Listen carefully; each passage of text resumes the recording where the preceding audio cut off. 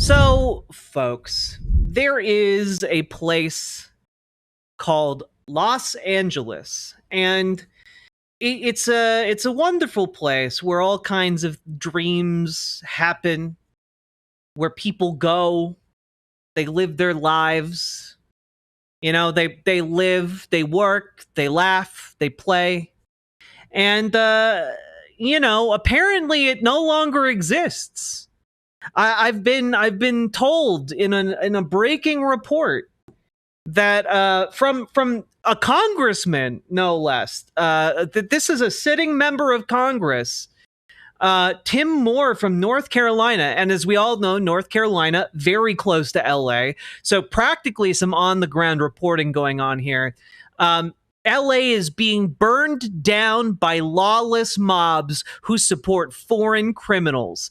House Republicans and the Trump administration are working together to ensure this chaos doesn't become America's future. And wow, that sounds really bad. An entire city, the city of hopes and dreams, Los Angeles, the city of angels, gone in an instant. A fiery apocalypse brought on by a bunch of deranged mobs trying to that have formed in defense of criminals from in another country. Wait a minute. Wait a minute, guys. Okay, wait. We need to get a secondary source for this. We need to do some actual investigations here, because extraordinary claims require extraordinary evidence. So, let's go to the highest echelons of power and obviously knowledge in the United States, and that is, of course, Donald Trump, the president, I guess, of the United States. A once great American city, Los Angeles has been invaded and occupied by illegal aliens and criminals. Now violent, insurrectionist mobs are swarming and attacking our federal agents to try and stop our deportation operations. But these lawless riots only strengthen our resolve. I'm directing Secretary of Homeland Security Kristi Noem, Secretary of Defense Pete Hegseth, and Attorney General Pam Bondi, in coordination with all other relevant departments and agencies, to take all such action necessary to liberate Los Angeles from the migrant invasion and put an end to these migrant riots. Order will be restored, the illegals will be expelled, and Los Angeles will be set free. Thank you for your attention to this matter. Wait. Okay, obviously this is this is so serious. Are they guys, are they burning down? Is the city being burned down in a blazing inferno? Or is it being occupied by a foreign military force? Usually these two things don't happen at the same time, But also, thank you for your attention to this matter. That sticks out to me so much. It's oh yeah, you're only saying that a city is being occupied by a foreign power. Thank you for your yes. The Japanese have bombed Pearl Harbor. Sorry, Thank Jack. you for your attention. I found live footage of LA. It's worse than you think. Oh my god. Guys, we have a live picture from LA. No sound though, for some reason. Oh my god. That's the migrant army at work. The migrant super weapon has been unleashed against Los Angeles. Truly, what hope is there? It's all gone. The migrant superpowered apocalypse is upon us. Oh no, did somebody let Trump watch Escape from LA? Very knifey duck, thank you for the $5 dono. A tidal wave of woke. Yes. Truly, the destruction is immense. Live footage from LA. It's truly despair-inducing when you see how powerful these migrants are. And that's, of course, why it suddenly makes sense. Everything clicks into place, you see, when you understand the level of destruction that the migrant hordes are able to instill upon American soil. Now, some of you might be looking at news stories and saying, wait a minute, I'm seeing news reports of ICE trying to arrest first graders in LA from various elementary schools. And the thing is, you might think that sounds cruel on the face of it, but it's because they can obliterate the entire city at a moment's notice. They're like Dr. Manhattan. Every single migrant in LA, Dr. Manhattaning around. They can see the future and the present. They can snap their finger and obliterate the city for miles around. Okay, it's truly, they must be stopped. So when you see news reports like this, it suddenly makes so much more sense. After an unusual and disturbing visit, several federal agents from the Department of Homeland Security showed up at 2 elementary schools this week demanding to talk to students. What happened next has Superintendent Alberto Carvalho praising school workers and demanding answers. Eyewitness News reporter Sophie Flay explains. What interest should a Homeland Security agent have? Oh, that's a really good point, Polydactyl Black Cat. Didn't they already burn down LA? This is from Neo LA. They burned down all of LA, and just like that, they brought it all back again. Okay? That's how powerful the migrant armies are. In a first grader. On Monday, multiple Homeland Security agents showed up at 2 elementary schools in Los Angeles, according to LAUSD Superintendent Alberto Carvalho. These agents were stopped, questioned, and turned away by principals at Lillian Elementary and Russell Elementary Schools, both in the Florence Graham neighborhood.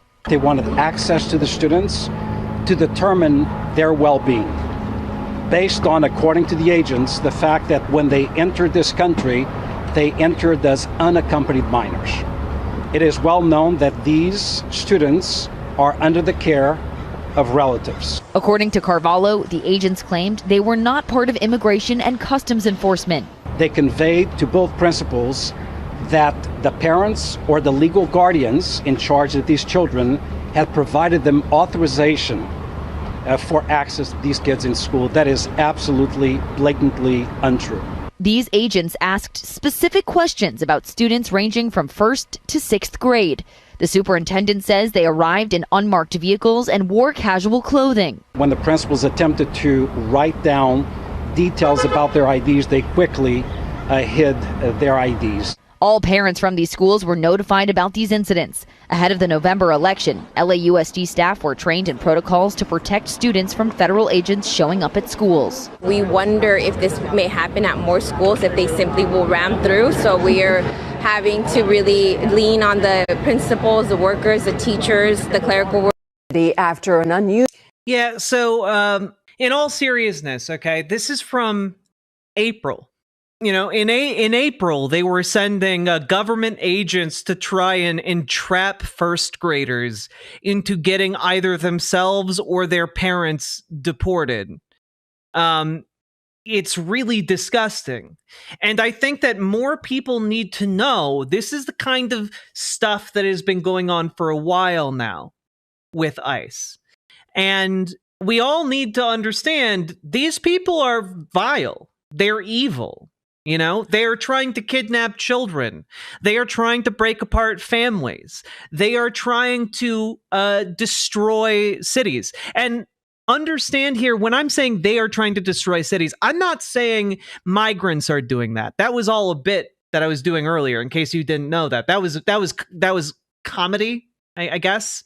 The people who want to destroy your city are ICE agents. They are, for all intents and purposes, traitors to the very concept of America, to everything that the Statue of Liberty represents. They are traitors.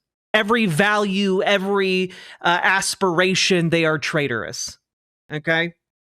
And, well, clearly things must have gotten better since then, right? I mean, the city's probably not burned down, right? Why are we talking about this? Well, things have gotten exponentially worse, actually. Insofar as that the government, and in fact, Donald Trump himself has, by and large, declared war on the entire state of California. It's and I'm not unfortunately being hyperbolic about that.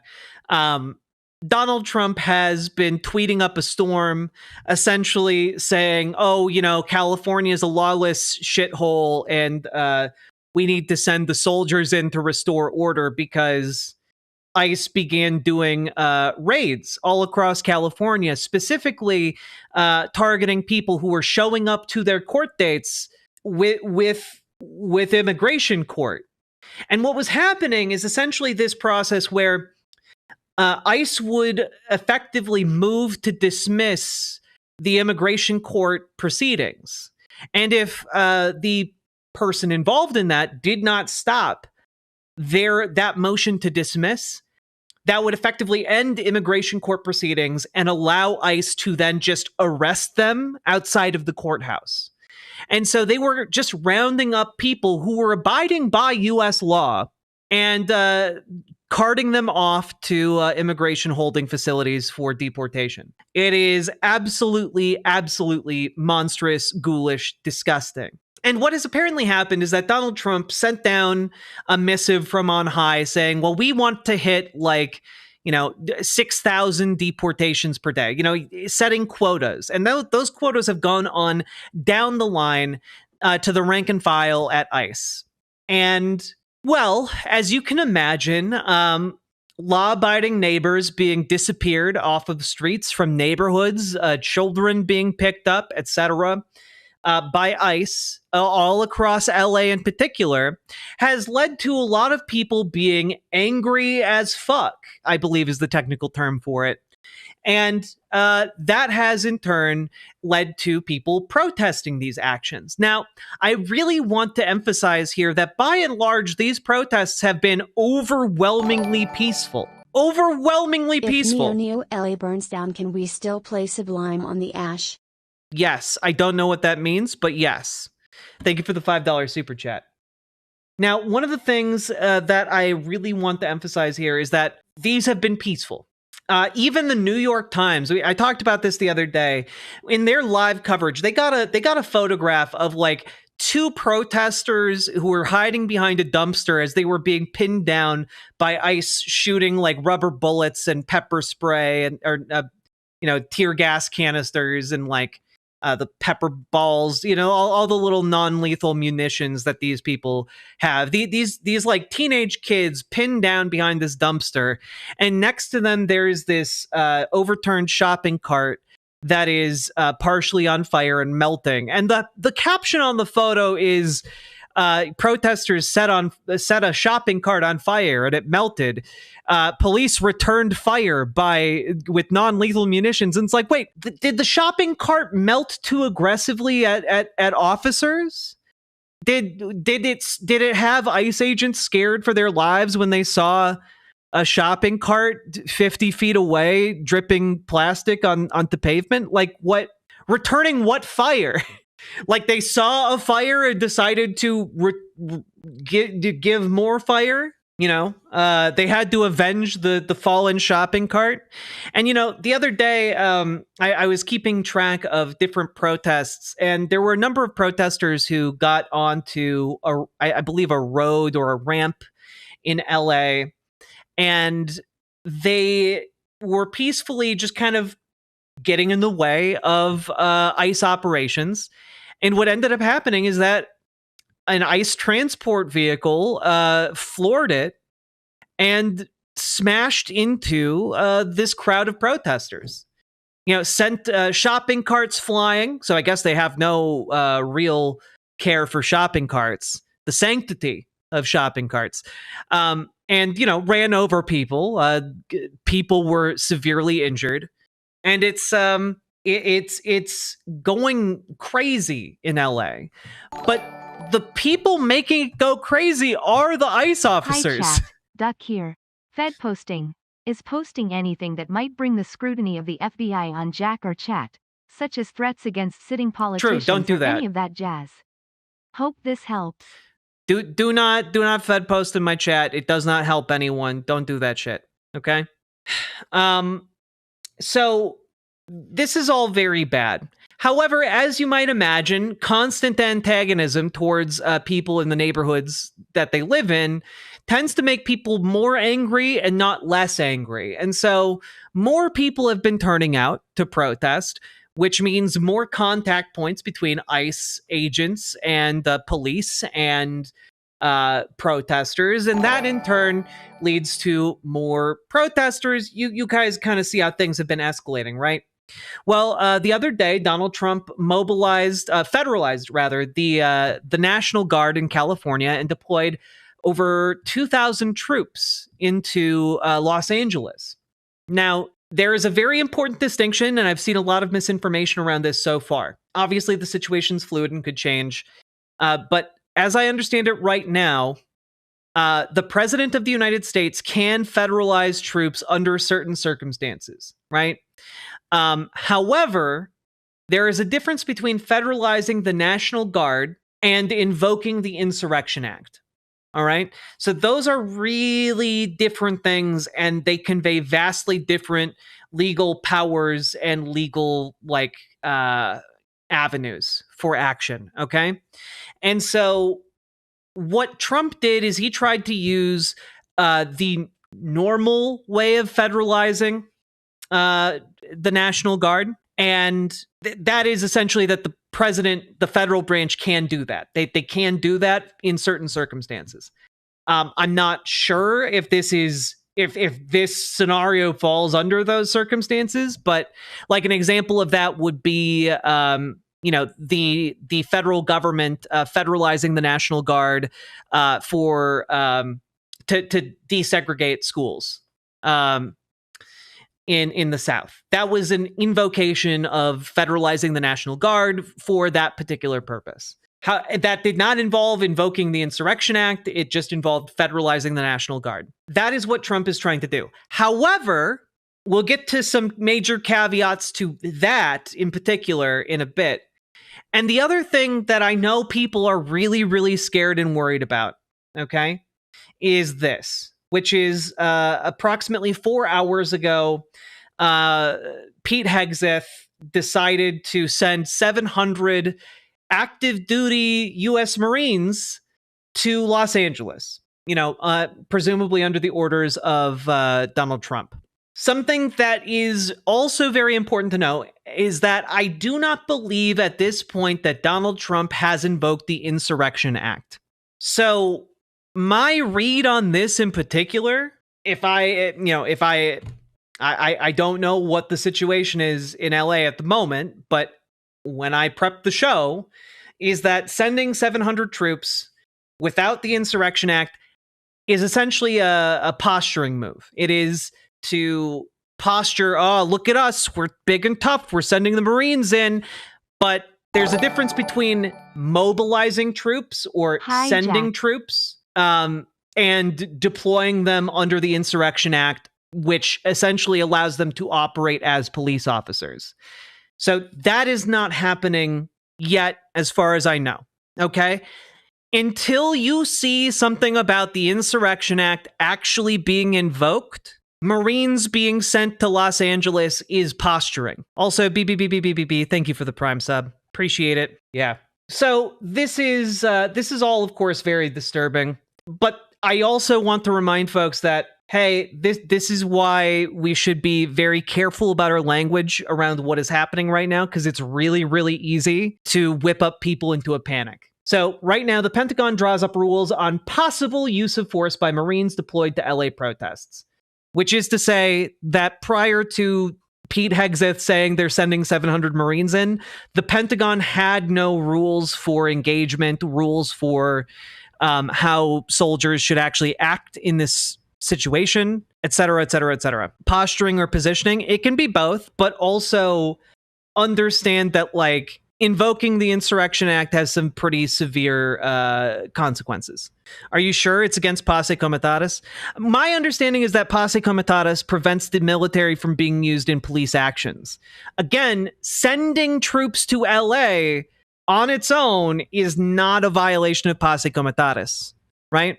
That's all I'm saying, okay? If they start acting in the role of police officers, that's a violation of posse comitatus. But troops move around the country all the time, all the damn time. And understand that LA is a city of millions of people. Sending 500, 700 troops, it's a lot, but it's nowhere near enough if you actually are invoking martial law on a city of millions. Let's see here. So what does local news actually say about what is happening with the Pentagon in LA, right? Forces have been trained in de-escalation, crowd control, standing rules for the use of force, Northern Command said. But the use of active duty forces still raises difficult questions. The Marines are highly trained in combat and crisis response, with time in conflict zones like Syria and Afghanistan, but that is starkly different from the role they will face now. They could potentially be hit by protesters carrying gas canisters, which, by the way, like, just the framing of this, fuck you, NBC Los Angeles. Oh, where are the protesters getting those gas canisters, I wonder? Are they throwing back the gas canisters that have been shot at them? I wonder. And have to quickly decide how to respond or face decisions about protecting an immigration enforcement agent from crowds. According to a U.S. official, troops will be armed with their normal service weapons, but will not be carrying tear gas. They also have protective equipment such as helmets, shields, and gas masks. Let's see. When troops are overseas, how they can respond to threats is outlined by the rules of engagement. At home, they are guided by standing rules for the use of force, which have to be set and agreed to by Northern Command, and then each Marine should receive a card explaining what they can and cannot do, another U.S. official said. For example, warning shots would be prohibited, according to use of force draft documents viewed by the Associated Press. Marines are directed to de-escalate a situation whenever possible, but are also authorized to act in self-defense, the documents say. And the Pentagon is also working on a memo with clarifying language for the Marines that will lay out the steps they can take to protect federal personnel and property. Those guidelines also will include specifics on the possibility that they could temporarily detain civilians if troops are under assault or prevent harm, the first U.S. official said. The measures could involve detaining civilians until they are turned over to law enforcement. Yeah, this is not great, but doesn't fundamentally change what we got to do. Y'all understand what I'm putting down? I'm not saying this to like downplay the seriousness of it. I am saying I want to be careful with what we're talking about and how we talk about it in order to have accurate information and not just tell everyone they're going to slaughter the people of the LA in the streets. You know, like I want to be really careful about language because of how tense and delicate the situation is. Okay? Are we all on the same page here? 100%? Panic helps no one? Cool. I'm glad you guys have some cooler heads. So yeah, it's a really, really bad situation. Like for TOS purposes, not for TOS purposes, but specifically because accurate information is really fucking important in situations like this. Because if I tell you, oh hey, there is an impending like slaughter in Los Angeles, that doesn't help you. It doesn't help anyone to make informed judgments. It doesn't help you to be misinformed. It doesn't help you to like decide how you're going to react or build a viewpoint of the world. Okay? Being cautious helps the other side. It genuinely doesn't. Being overly panicked helps the other side, because being panicked means you can't think clearly, means you can't respond correctly. There's a reason why people will tell you the number one killer when it comes to conflict, when it comes to protest, is panic. The number one thing that will get you killed in a protest zone or in a war zone is panicking. Are we still in the cool zone? Yes. Some of you might be like, what is happening here? And genuinely, if accurate information is important, I'm not worried. Generative AI has never failed to create trustworthy reality-based coverage of events with no spin. Hell yeah. Generative AI will get us out of this. Oh, God. Socket the Nurk, thank you for the 5 tier 1 subs. I did say I want accuracy. Yeah, but that's the issue. The issue is you have a lot of people who are jumping to conclusions based off of how it feels versus what is actually happening, right? Because it feels very scary. That's how it feels, right? Watching the news, looking at all of this unfold, it is very scary. And so there is an impulse here to jump to the scariest possible conclusion and panic. What I'm trying to convey, jumping to the scariest possible conclusion in your panic helps Donald Trump. It helps the authoritarian. It helps because you build up their power in your own mind, and to say the overused phrase, you comply in advance because of how scary the threat is. That's all I'm saying. I want you to have accurate information so you don't panic, so you can accurately judge what is happening, so that you can accurately make choices, or better make choices, I guess would be a better phrasing of it. Does that make sense? Now, why is all this happening? Well, obviously it's because of the unending, seething hatred of Stephen Miller, but also because, frankly, like I've been saying, it's fascism. These people are fascists. And one of the key components of being a fascist is an adherence to this death cult mentality. And as you can see in this, there's Mike Cernovich. We want the border closed and we want mass deportations. Don't care what it costs. Nothing else matters if this isn't handled. Stephen Miller, yes. And they are a death cult. They do not care if this kills people. They do not care if it costs the country everything. They do not care if it destabilizes regions of the country. They do not care because they are in this death cult mentality. Everyone else must be sacrificed for their ideals. It is truly disgusting. And when we continue looking at this, it is, again, I do want to emphasize, this is very fucking scary. Here's from just the other day. This has been in my head for like the last day or so. Driving to a client's house when a Border Patrol helicopter lands in front of me on a busy street.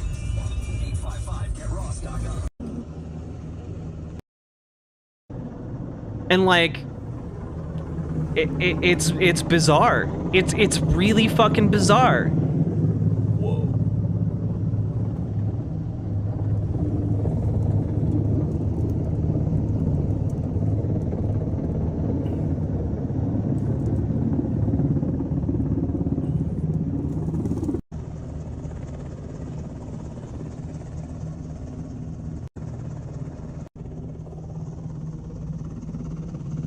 This is freaking.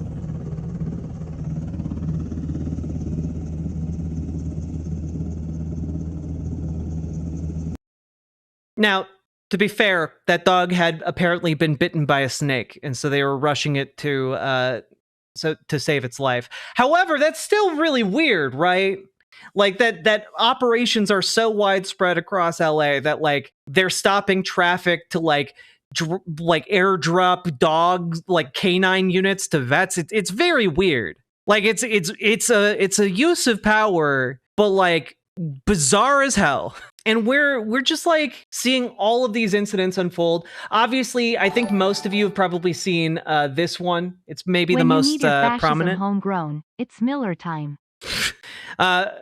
Fun. Let's take a brief time out to make fun of Stephen Miller, because apparently Stephen Miller's wife, Katie Miller, has stopped following him on Twitter, and also I don't know how to like make this relevant at all, but apparently Stephen Miller's wife has the word YOLO tattooed on her inner lip, like on her bottom lip. She has YOLO tattooed, and yeah, this administration has the most divorced, like, loser energy I think anyone ever could have imagined. Stephen Miller, you can read part of this as like a Stephen Miller being really angry that he's being cucked by, a South African billionaire. She getting that musked. Yeah. Yeah, like there are some people who get divorced and they have great divorcee energy, But most of you are going to be familiar with this particular clip. This is an Australian news reporter for 9 News, as you can see. Juliana, thank you very much for the tier 1 sub. Appreciate it. After hours of standing off, this situation has now rapidly deteriorated. The LAPD moving in on horseback, firing rubber bullets at protesters, moving them on through the heart of LA.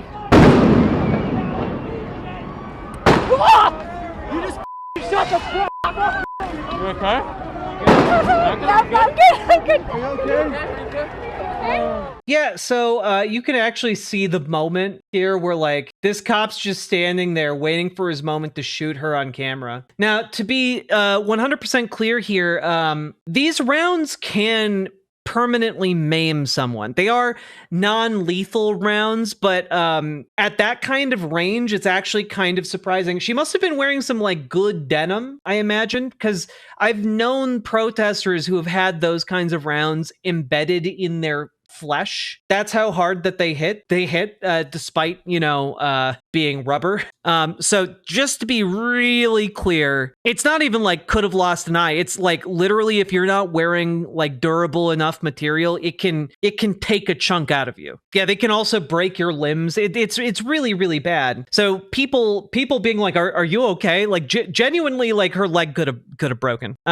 Did you know that Trump is sending 2,000 more National Guard to Los Angeles on top of the 2,000 he already sent? I mean, I'm not surprised. 2,000 troops in a city of millions is nothing. I watched a man get shot in the stomach with a rubber bullet from less than 10 feet away. Damn, that is one way to ruin your day. I hope it was all right. But yeah, I mean, the brazenness of it is the point.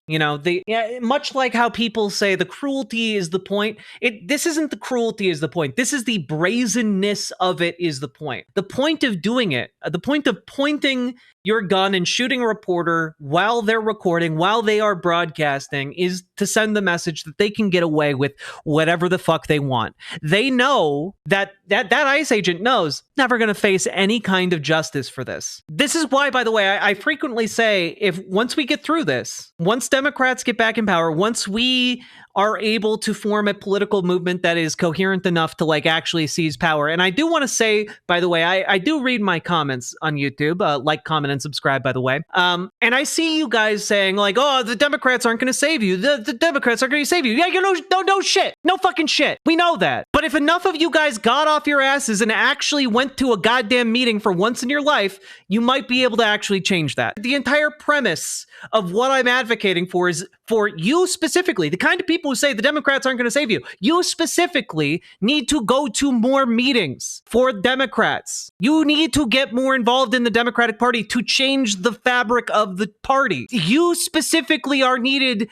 in order to make that happen. If you're just sitting there like, oh, well, nothing's ever going to happen, man, you have to be the agent of change in that situation, okay? And on top of that, like, go to your DSA meetings. Go to fucking meetings. That's where you decide on courses of action. That's where you organize with other people. That's where you make this shit happen. God, if you want to see justice done in this country, if you want to see ICE agents hauled in front of the Hague, then you need to make that happen. You need to go to meetings. You need to go to your DSA meetings. You need to go to your local Democrat meetings, and you need to actually be an effective agent of political change, okay? That's what you need to be. And if you don't know how to do that, you need to figure out how to do that. Because if all you're doing is jerking off in some like third party wannabe group that hasn't ever gotten anyone elected to office in ever, you're not being an agent of change. You have to actually do something, okay? Like at the very least, go fucking unionize your workplace or something. Damn. The Democratic Party can't be reformed. Then I want you to tell me what you're doing. I want you to tell me what you're doing. What are you doing to be an agent of change? If you aren't doing the Democratic Party route, I want you to tell me how are you going to like actually do this? Do stuff online. Yes, Cap Bingo. If you live in the middle of bumfuck nowhere, do stuff online. You can organize like crazy online, okay? The thing is, I'm saying, hey, there are avenues where you can take advantage of to use and wield power in government. And so many people just look at that, they're like, I don't want to use those. I don't want to use those avenues to power. It's like, well, okay, then what do you want to do? Do you just want to like sit around and bitch and moan? Like, I'm sorry. I don't believe in that. I think that's quitter shit. If your political change group is basically just a support group, you're not doing anything. If you want, like I do, a third party, foment the discord in the party until people agree with you enough to be willing to split once we beat the fascists. Absolutely. Like genuinely, that's literally what's happening right now. If you've been paying any attention to like abundance liberalism and the split going on between like the do nothing Dems and like actual people who are saying no, we need people to actually fight this fascism. That's important. Those are important schisms that are only going to grow. To answer your question about the guy, he never even lost his balance. He got right back to the front of the line. It showed off the wound. Bet those bastards cop heard boss music. Hell yeah. Hot take, Riverboat Jack fans should be called jack-offs. We call ourselves, for insider joke reasons, we call ourselves shimp, the shimps, or the boaters. Jack-offs also works. I just, I'm so over people being doomer about being presented with paths to actual change, and they say, nah, that's too hard, and then look at the immensely harder things of building something from scratch and say, yeah, we can do that, and then they do exactly jack and shit about it. I'm so sick of it. I see it so goddamn often. Ugh, I'm too new to understand that one. It's because we have a lot of Australians, and I believe Salmon Moose made a reference to shrimp on the Barbie, but then said shimp on the Barbie, and I was really tickled by shimp, and people started shimp posting, and so it became a thing. Also, shimp is a cute word. I like it. Honestly, I'm not that political right now because there's nothing we can do right now. Au contraire. Au contraire! There's so much we can be doing. This is exactly the time to get involved in politics, okay? And we're going to get back to talking about the LA protests, but I think that this is a really, really important point, so I'm going to seize on the opportunity to talk about it, okay? Specifically because, folks, now is the time to be getting involved in your politics. Like, the thing that people do, right, is that they look at elections and they say, that's the end-all be-all of getting involved in politics. You show up, you vote, and then that's it. Then you wait another 2 years and maybe you vote in the midterms, right? No, okay? What happens before the midterm? The primaries. The primaries are fucking important, okay? That's why you need to get involved. Hey Jack, you the best. DSA all the way. DSA all the way. Hell yeah, Sterling Thomas. Thank you for the $5 dono. You got to look at your primaries in your local area. You got to look at your local government, okay? Because your local government, guarantee you, is going to have some wacky election times sometimes, okay? People retire, people die all the time. It happens, okay? So you got to be paying attention to your local politics. But more importantly than that, if you get involved now, you can start influencing how things go through the primary season, how things go through the general, who gets nominated, who gets endorsed. You can help have a say in all of that. When people complain about oh man, I wish we had better candidates, that's because they didn't get involved 2-3 years ago. If you want to have better candidates in 2 to 3 years, you got to get involved now. It takes time. You have to be involved. You have to show up. You have to go to the meetings, because guess what? In those meetings, that's where they decide. Guys, if you live in even a remotely kind of rural-ish area, I guarantee you show up to a goddamn meeting, there's going to be some elderly person who's like, oh, look at that, a whippersnapper. Do you want to be the head of our local chapter? Because I am really tired and I would like to stop now. And that's 9 times out of 10. They'll just you show up, they'll be like, oh, you're young. If you show up to 3 more meetings, I'd be willing to abdicate all of my responsibility and give it to you. Genuinely, I've seen it fucking happen. And so all I'm saying is people give up when the solution is just going to your local Democratic meetings, going to your local DSA meetings. Actually show up. Get active in your local city politics. If you're in a small town or city, you being involved in your local politics can literally mean the difference of life and death for people in your community. Whether you're whatever your politics are, at the very least, get fucking involved in your local level politics. It's crazy. You're saying doing something does something. Indeed, it's like that. It's also if more people got involved with party politics and they didn't suck, then the party politics would stop sucking as much. And the people who are no, that's impossible. I don't know what to say.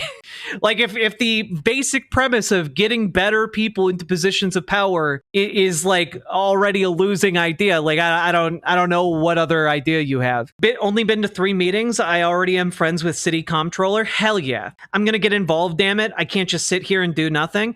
Yeah, honestly, Guess what? Cities have power. Towns have power. Hey, do you want to protect local LGBTQ people? Get involved in your local politics. You can actually do that, okay? You get it. You change things by getting involved, not by removing yourself. So all that to be said, things might seem like, oh, there's nothing to do. Okay, totally understand if you're like, well, I'm not, I can't make the meetings or whatever, okay? I totally get that. Then I'm just throwing this out there. If you can't consistently show up to meetings, what you can do is you can show up to these protests, No King's Day, on the 14th this month, okay? This is the next mass mobilization day. Everywhere we possibly can, we're looking to get people out there protesting. I don't care if you're in the middle of bumfuck nowhere. I don't care if you're in the middle of a gigantic city that already has millions of people out there protesting. We need more people out there on this Saturday, this coming Saturday, guys. Okay. This is the next mass mobilization day. So many different organizations and groups are coordinating to get as many people as possible out there on June 14th to protest the Trump administration, to protest what they're doing with ICE, to protest what they're doing with Kilmar Abrego Garcia, to protest what they are doing with this big bastard of a budget bill. Okay. People all across this country, every single one of these dots is a protest that someone has organized and is trying to make happen and is getting other people to go to, okay? Every single one of these dots, all right? And hell, guess what? There are also protests in Europe. There's protests in Africa. There are protests in the middle of the Pacific. There are protests every goddamn where, okay? If you don't see a protest near you, you can make one, all right? People are coming together. And we need you now. Can you just show up? Absolutely. But if you're just going to show up, bring your friends, bring your family, bring your neighbors, actually interact with someone and get them to come with you. Okay. And again, if you're in the middle of nowhere, there's plenty of ways you can get involved online. You can make agitprop. You can help organize online phone banking events. You can help organize these protests. You can get other people motivated to go. You can do so many things. Do not believe the powers that be when they try and convince you that the most revolutionary thing you can do is stay home and do nothing, because there's nothing less change invoking than just doing nothing and sitting on your ass. What is agitprop? Genuinely a meme making fun of Donald Trump. Just shit out memes. Genuinely, just shit out memes. Get into graphic design. Make cool ass posters that people can print out and put over their city. Make little jokes that might go viral. Just shit post like there's no tomorrow. Okay, just get out there and do shit. All right, I'm bringing my friends. Hell yeah, Samara says. That's what I like to see. That being said, I'm going to link this in chat. I want all of you to make a good faith effort to get out there that day, or to at the very least agitate for others to get out. So there you go. Be the change you want to see. And I know that sounds trite, but genuinely, get out there. Do shit. Also, just want to say, if Donald Trump was correct about this being a wild, violent hellscape, then it doesn't really make sense that the LAPD is bringing out their cavalry unit.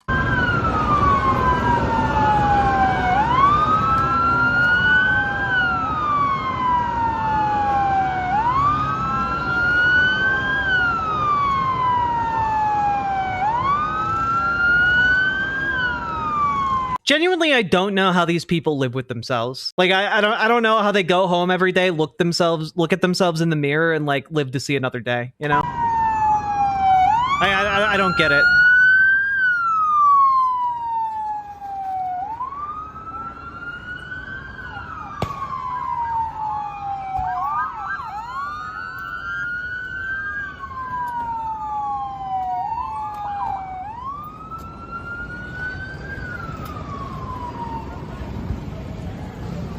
Yeah, look, guys, we have to give them billions more dollars. You don't understand. We need to give them billions more dollars so that they can more effectively crack down on people who are upset about their neighbors being abducted by armed, unarmed, masked intruders. How dare the populace be upset about their friends and neighbors and family being disappeared by faceless ghouls in the night? Obviously we need to give the police billions more dollars so they can more effectively crack down on that displeasure.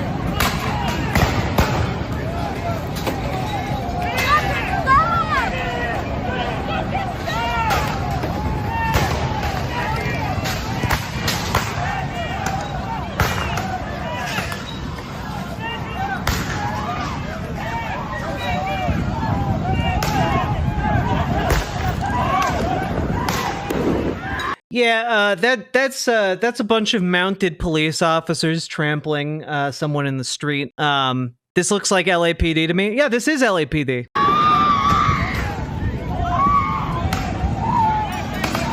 Now, guys, I don't know if you know this about horses, but horses are actually very heavy. I don't know if you know this, but if a horse steps on you, it can obliterate you.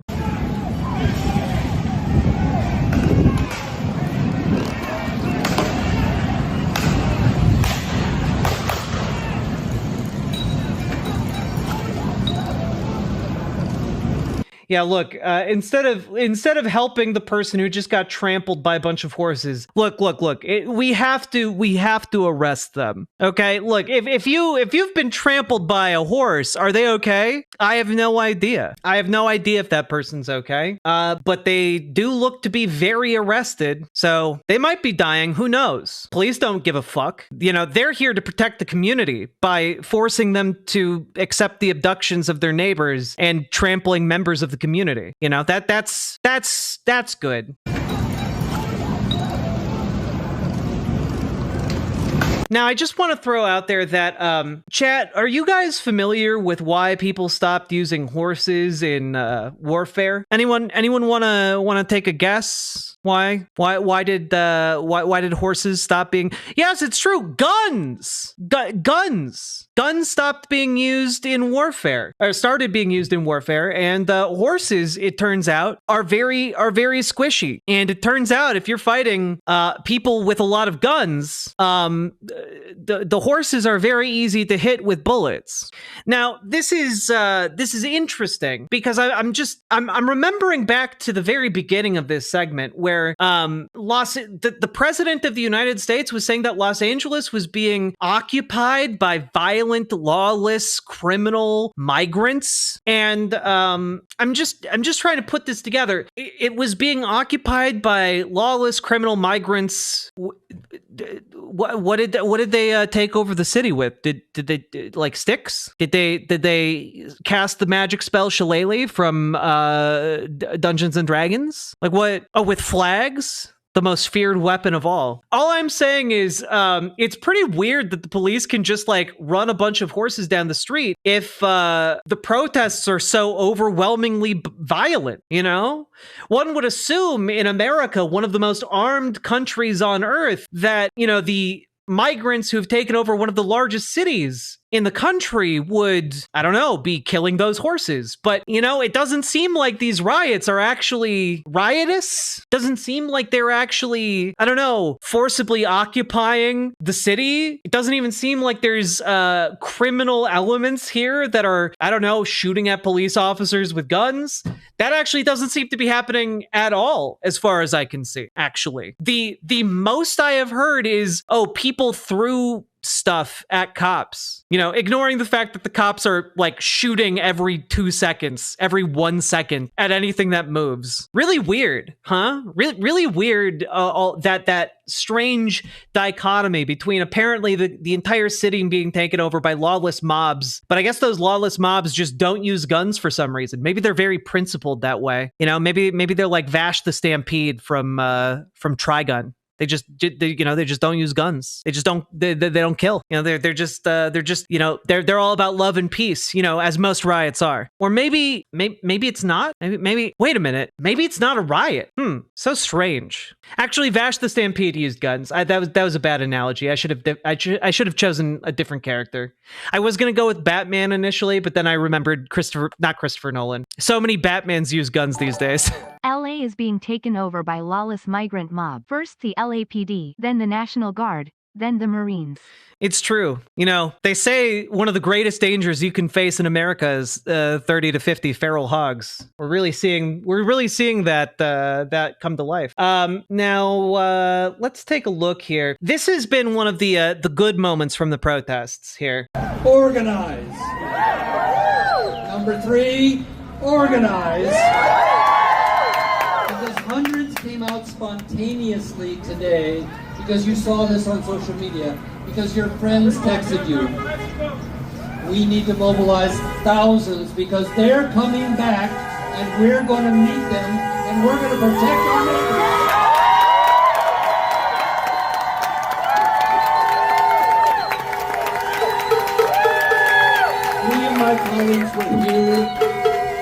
are in sympathy and are with us in spirit, but we're not here physically. Councilmember Jess Rivas was here. Councilmember Justin Jones was here. Mayor Gordo was here. This is Jason Lyons' district. He is with us 100%. Steve Madison is with us 100%. I haven't heard from Tyrone, but Tyrone will be with us. So organize. Let's meet them with thousands when they come back. They are coming back, and we're going to turn them back. Now, you might be like, what was this? What was this about? What was this entire event about? Basically, protesters figured out which hotels in the area were allowing ICE agents to shack up. And they found out that in Pasadena, California, ICE agents were being given space at the AC Hotel. And a bunch of protesters turned out and began protesting the AC Hotel. The hotel kicked out every single one of those ICE agents.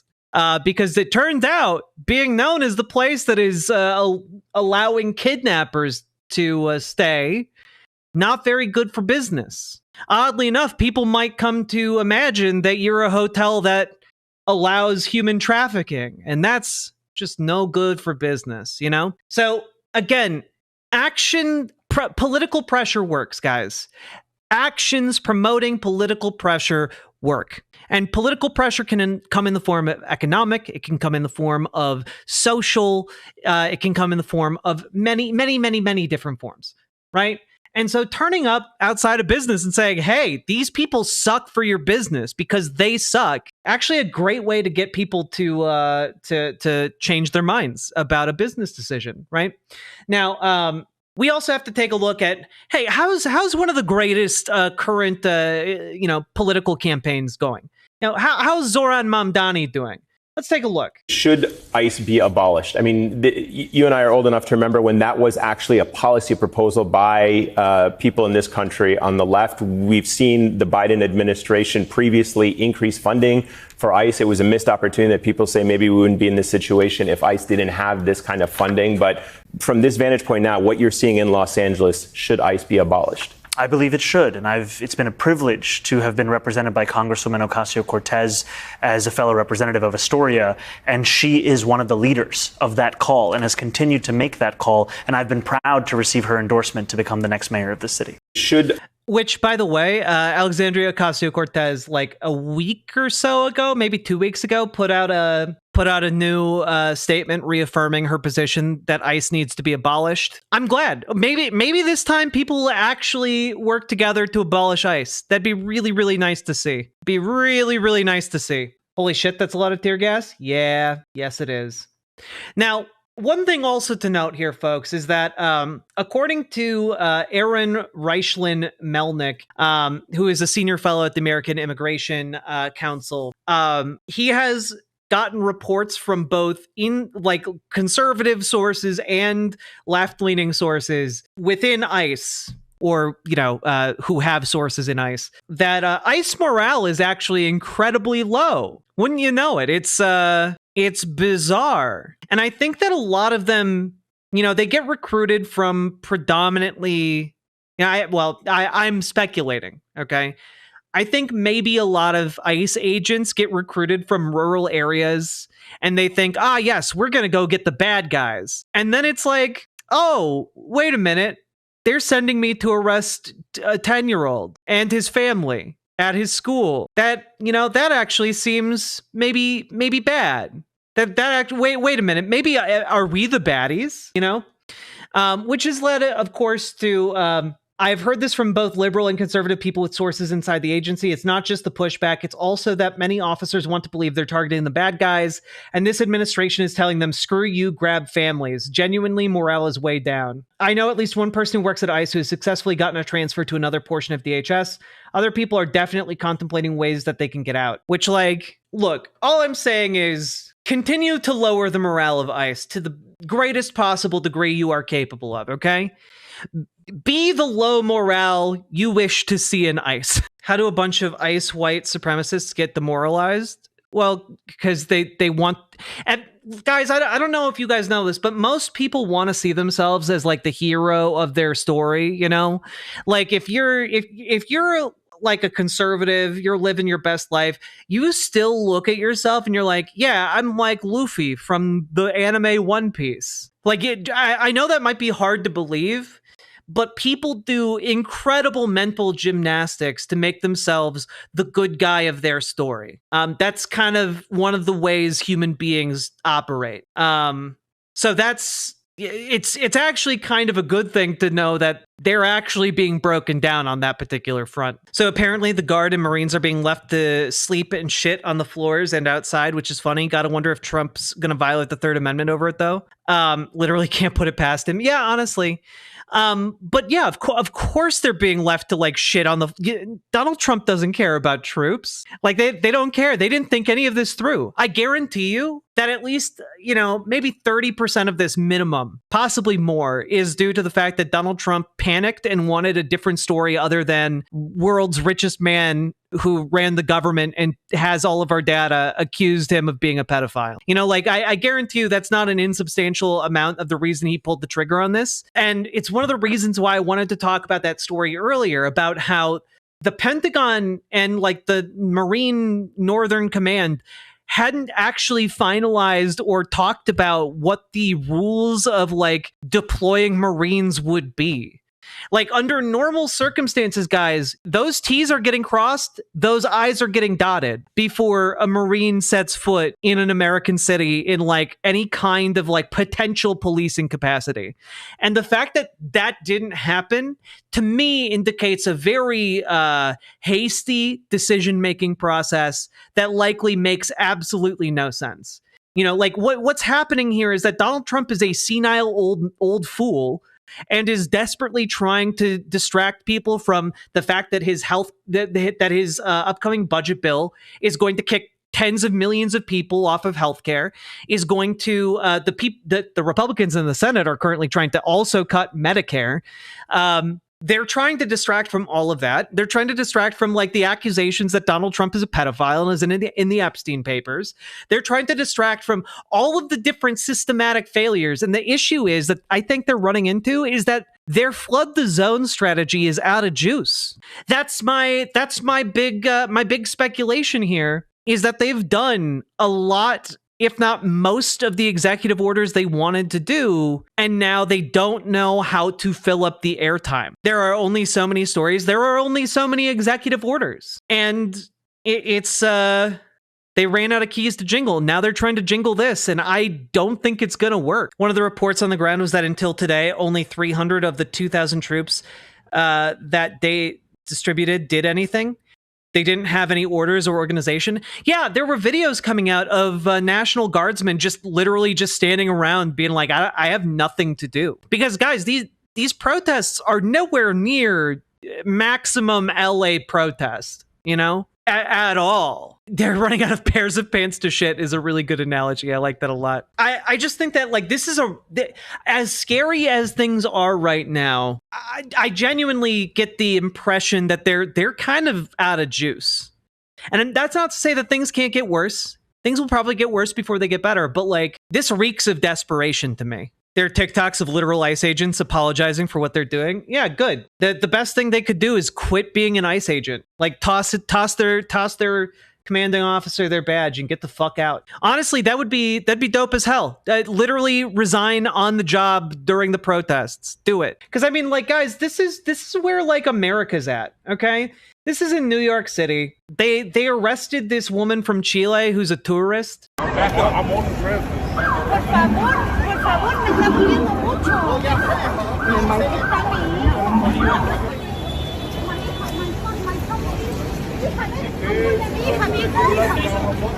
No, my son, please. Alto, por la cresta, mi hija.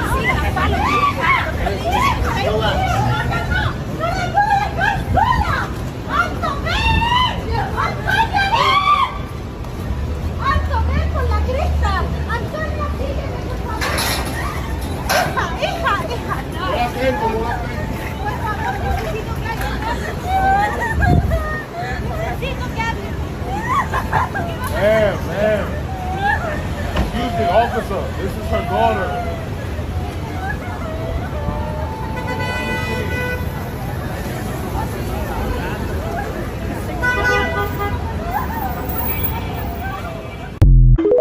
Yeah, so when people say ACAB, this is the kind of shit they're talking about. Like, I don't care how good of an officer you are if you're like separating like parents from their children like this for no reason. Absolutely disgusting. Yeah, let's take a quick look here. This is the testimony of this woman who got arrested. It's me, my husband, and my daughter who are here. My husband came here almost a year ago. His company transferred him here with his papers in order. We are legally here in New York thanks to my husband's job. My daughter and I came here to New York 2 months ago to live with him. All right, we were shopping for souvenirs, little things to take to his friends, family. We went out and everything happened. It was just like in the movies. We were about to go into McDonald's to get some ice cream and it was packed. So I said, no, we're going to Times Square to get some ice cream. We turned around and some criminals came running behind us. They threw us to the ground. They pushed us. We fell to the ground. My daughter was all bruised because she fell to the ground really badly. I was desperate because I'm in a new country, just adjusting. This city is crazy. People are very fast. We fall to the ground and I can't see my daughter anymore. I despair and start screaming, they hit my daughter, they hit my daughter. The thing is, I got much closer to the police than I should have. Then the police officer you see in the video grabs me by force very hard. They took me into custody and put me into a patrol car. I didn't know what would happen to my daughter because what I saw on video was my despair. What I was worried about was my daughter. It's like, well, I made a mistake by getting too close to the police officers. And it's just like, man, like, I'm sorry. Fuck that. Nah.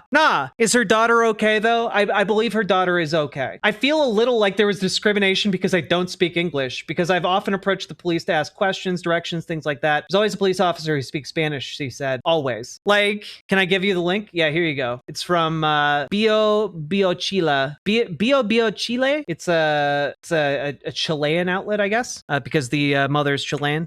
And like, they're, you know, if we were in a time of charitability, I would say, okay, maybe like the cops are just like freaking out, you know, they don't know what's happening and they're going to sort it out down at the station. But like, genuinely, the time for charitability was never.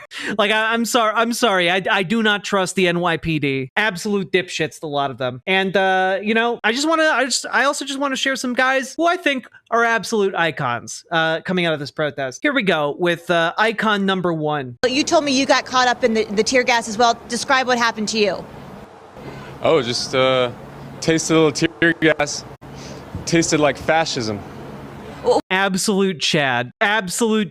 This guy being cool as fuck. It's true. Also, just want to say shout out to Representative Maxine Waters, who has been out there doing some good work. She actually went out and engaged with the National Guard that was deployed to LA. And for those of you who don't know, Maxine Waters is like ancient. She like, how old is she? Maxine Waters. Yeah, she's 86 years old, chat. I don't know why you're in my city. You did the governor was not contacted. This is Trump and his outrageous attempt to not only target our sanctuary city, but to frighten us and intimidate us. This is wrong, and I hope that none of you will use those guns to shoot anybody. There's no reason to shoot anybody. Don't allow them to make your service in a service where you're killing people. Don't do it. Defy them. Don't shoot those guns for anything. Thank you.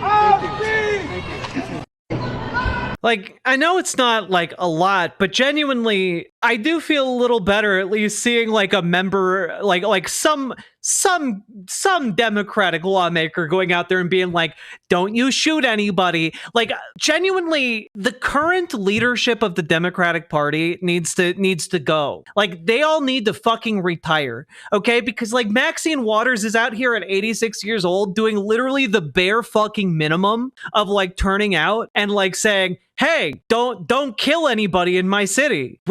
We need so much more of that on like exponentially higher power levels.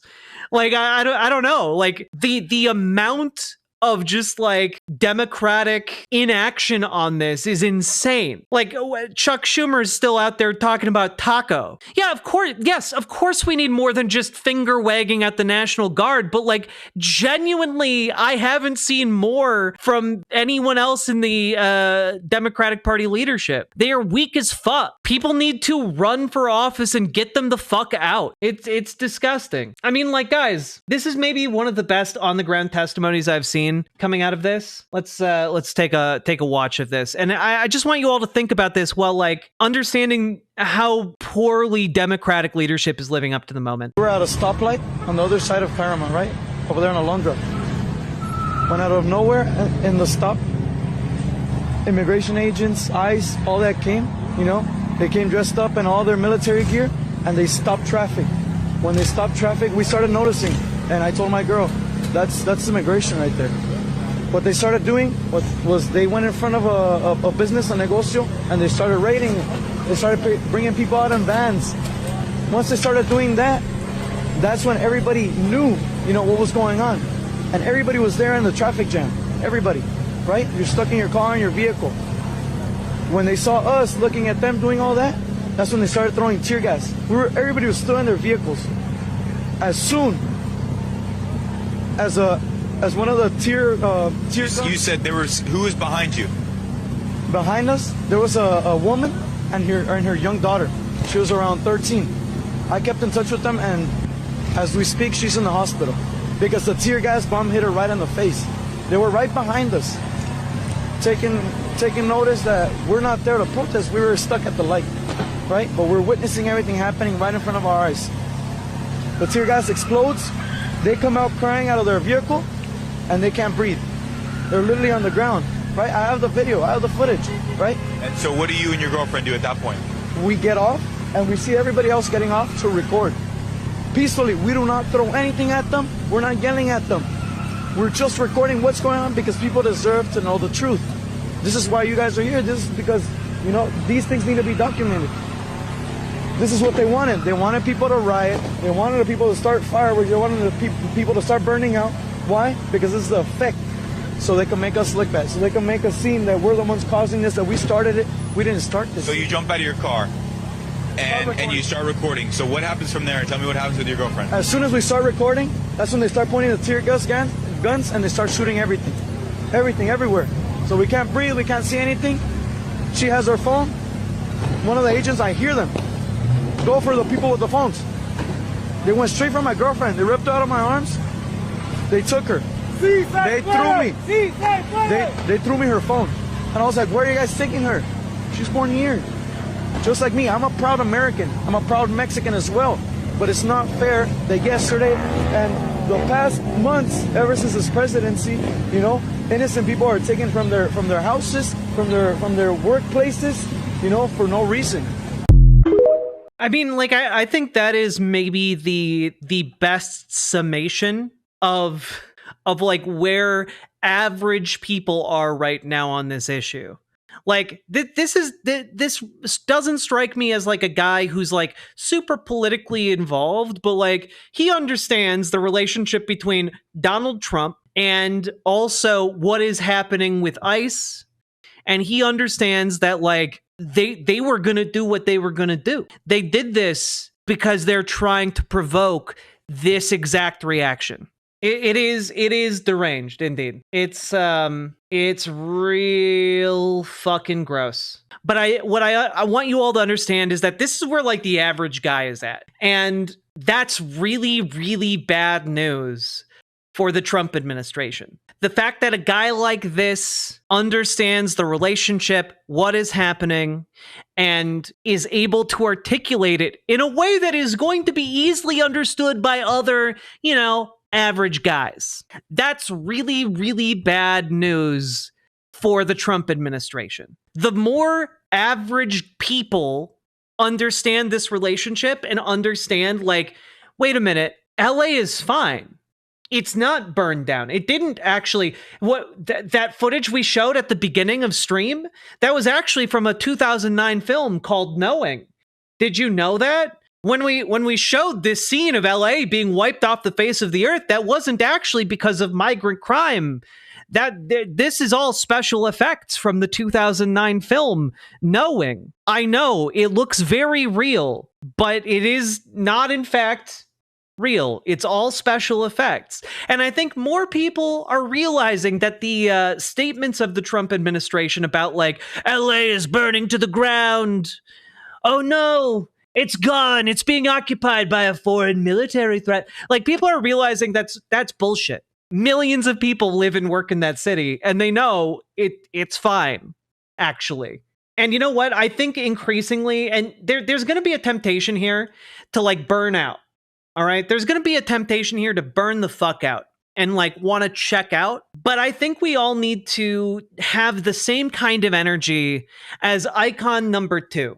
Okay, this is just another short piece of footage that I find incredibly inspiring for our times, because I think we all need to understand that until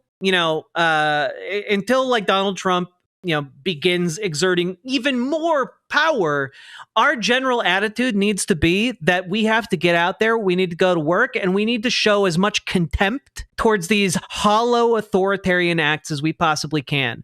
We must rob them of all of their power. We must rob them of their ability to terrorize. And honestly, we need to just stop giving a single flying fuck. And I present to you Skater Kid.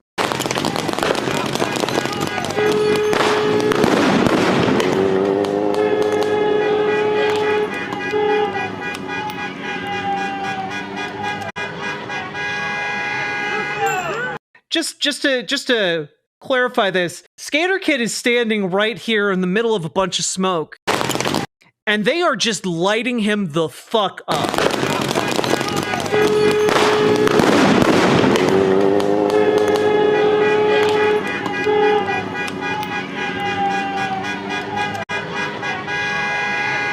And then just the turn, fuck off. He's legit just walking? Absolutely. Absolutely. Dude's walking, minding his own business, getting lit up by ICE agents, by police, and on his way out, after they finish firing at multiple tear gas canisters, all kinds of munitions, he just fuck off. That's the kind of energy we need to embody. Fuck this administration and fuck these authoritarians. And we must do everything we can to ensure that they have their day in court. I hope Skateboard Kid gets ice cream tonight. Hell yeah. 10 out of 10 moment. Bro got IRL super armor. I'm not entirely convinced that guy is human, but that was cool as shit. And I will never, ever, ever forgive the Trump administration for doing what it has been doing. Specifically, obviously because of all of the violations of human rights and, the unspeakable acts of evil being perpetrated in order to violate said rights. But also because they're allowing the Democrats to become somewhat competent posters. And that's scary. That's not a world I want to live in, chat. I don't want to live in that world. I shouldn't be rooting for Gavin Newsom. Gavin Newsom is a vile, evil piece of shit. Don't make him kind of post something that I like. I don't. No, stop it. Bad Democrats. Yes, unfortunately, everyone, Gavin Newsom is actually understanding the political wind and how it's blowing, and is in fact saying some correct things. Gavin Newsom is based. No, he's a fucking shit stain. Dude's doing podcasts with white nationalists and white supremacists. He's a piece of garbage. But you know what? In this particular instance, the worst guy just said something you agree with. How long is he going to be on the correct side, though? Probably for approximately 20 minutes. It's just very frustrating. It's just so frustrating. Like, why are you handing him this layup? Stop it. Max has been here 10 years. The fear, the horror. The hell is this guy?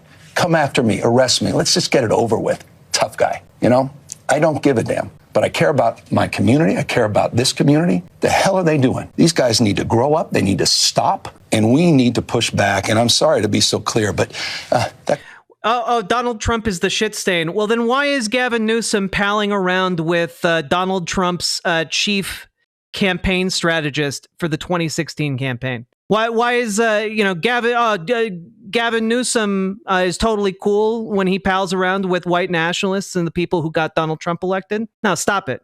Stop that nonsense. Oh, Gavin Newsom's so cool when he shits on trans people? Oh, no, stop it. Kind of bloviating is exhausting. So, Tom, arrest me.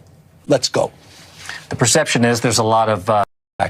This particular instance, he's doing something right. His podcast was BS. Yes! His podcast is a reflection of him. Hence why it's called The Gavin Newsom Show. Him opposing Trump is based? Yes, that is true. Unfortunately, the one thing he does right. Broken clocks and whatnot, indeed. God, I just hate him so much. However, he is doing the good thing. California suing Trump over federalizing National Guard. That's actually a good argument to make. The simple sabotage field manual. I do remember that. It's something everyone should remember. Let's see here. What grounds are they? He flamed the fires and illegally acted to federalize the National Guard. The order he signed doesn't just apply to California. It will allow him to go into any state and do the same thing. We're suing him. Let's see. Under certain circumstances, president had the authority to federalize the National Guard without state approval, but it's clear from the way Trump has done so in California is legal. Far from clear. Trump did not invoke the Insurrection Act, which is good. However, 10 U.S.C. 12406 specifies that orders to the National Guard to repel the invasion, suppress the rebellion, or execute those laws shall be issued through the governors of the states, or in the cases of the District of Columbia, through the commanding general of the National Guard of the District of Columbia. California's lawsuit also alleges that 10 U.S.C. 12406 requires that governors consent to federalization of the National Guard, and that Newsom was not given the opportunity to do so prior to their deployment. If the law is intended to grant unilateral authority to the president, then this is an odd choice of words on the part of Congress. Is the statute contemplating a non-consenting governor issuing orders to the National Guard to mobilize into federal service? What if the governor refuses? Joseph Nunn, counsel to the Brennan Center's Liberty and National Security Program, wrote in 2020. Unfortunately, we have to give it to Gavin Newsom. He is, in fact, doing something right. We gotta hand it to him, unfortunately. Now, I will also point out there's another reason why you need to get involved in your local governments, okay? And it's very specifically because, folks, when you get involved in your local government, for your city, say, you actually have a lot of power if you're able to, get involved in your local government. One of those local powers that you have is the ability to dictate whether or not you contract with ICE. And the city of Glendale, California, one of the biggest cities in Southern California, has terminated its contract with ICE. The city of Glendale has made the decision to formally terminate its agreement with U.S. Homeland Security and U.S. Immigration and Customs Enforcement to house federal immigration detainees at the Glendale Police Department facility. This is a local decision and was not made lightly. Since 2007, the city has maintained a highly regulated, locally controlled facility that is maintained to the highest standards, extending basic dignities to those temporarily held, ensuring access to clean accommodations, on-call medical care, family visitation, and legal counsel. By offering local access, detainees were given due process proximity that is too often lacking in more remote or privately operated detention centers. Nevertheless, despite the transparency and safeguards the city has upheld, the city recognizes the public perception of the ICE contract, no matter how limited or carefully managed, no matter how good, has become divisive. And while opinions on this issue may vary, the decision to terminate this contract is not politically driven. It is rooted in what the city stands for: public safety, local accountability, and trust. Glendale is consistently ranked as one of the safest cities in the nation. That is no accident. The Glendale Police Department is trusted and supported by the residents and businesses, and in turn, our officers work every day to protect and serve with professionalism and care. At this time, it is in our best interest to not allow that trust to be undermined.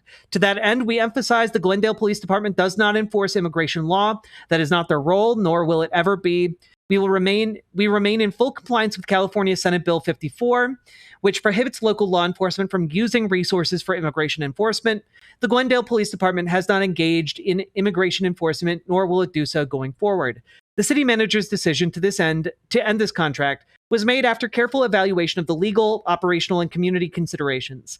We acknowledge with regret that some families may now face greater difficulty visiting loved ones held by ICE, and that access to legal counsel may be more limited elsewhere. Our facility offered clean, secure, climate-controlled pods with continuous access to seating areas, telephones, televisions, restrooms, showers, drinking water, and meals, as well as access to virtual and in-person visitation with loved ones, a standard not always met in other facilities. It is also our duty to ensure that Glendale's residents and businesses do not suffer the consequences of the unruly and lawful behavior of others. Moving forward, the facility will continue to serve local law enforcement needs without participation in federal detention efforts. The city remains committed to public safety, transparency, and the fair treatment of all individuals, regardless of immigration status. I don't know. Maybe get involved in your local government and kick ICE out of your city. All I'm saying. And folks, to cap things off, once again, y'all need to be turning up this Saturday, okay? This Saturday is no King's Day, all right? It's Donald Trump's big dumb birthday. He's having a big dumb parade about it. And you want to know something? We're going to steal the story. We're going to steal that from him. We're stealing his birthday boy hat. We're putting it on ourselves. And we're saying, we don't have kings, baby. Okay? Make sure you are making a plan to turn out. If you need resources, if you need to figure out where your local protests are, or if you want to make a local protest that others can go to, you can do so over on this website. So many different organizations are participating in this. 5051 is in on this, as is the Bernie Sanders campaign, 5 Calls. We've got so many different groups getting together here. It's crazy. Bulletproof Pride, Chicago Women Take Action, Climate Defenders, Face the Music, Families Over Billionaires, Free DC. We got so many. Hold the Line, HRC. We got Indivisible. We got all the fucking groups. All right? Look at it. All of these groups coming together. Stand Up for Science, Third Act. We got all kinds of folks. Vote Save America. Let's go. Just everyone showing up. This is a big tent event. There are going to be groups here I'm sure you disagree with. There are going to be individuals here I'm sure you disagree with. But you know what? Ultimately, at the end of the day, the purpose of this event is to put as many bodies in the streets as possible to oppose Donald Trump and his administration, to make it very clear that we do not have kings in America, we do not tolerate authoritarians, and that we will fight for our freedoms with just as much, if not more, commitment today than we did at the founding of the country. So show the fuck up. With that, segment done, baby. Riverboat Jack is coming to town. All the viewers gather round. Twitch and YouTube is where she streams. All that content is bursting the scenes. Politics, dating, plenty more. Her sense of fashion you'll adore. So grab your stuff and hop aboard. We're going straight to Jack's Discord.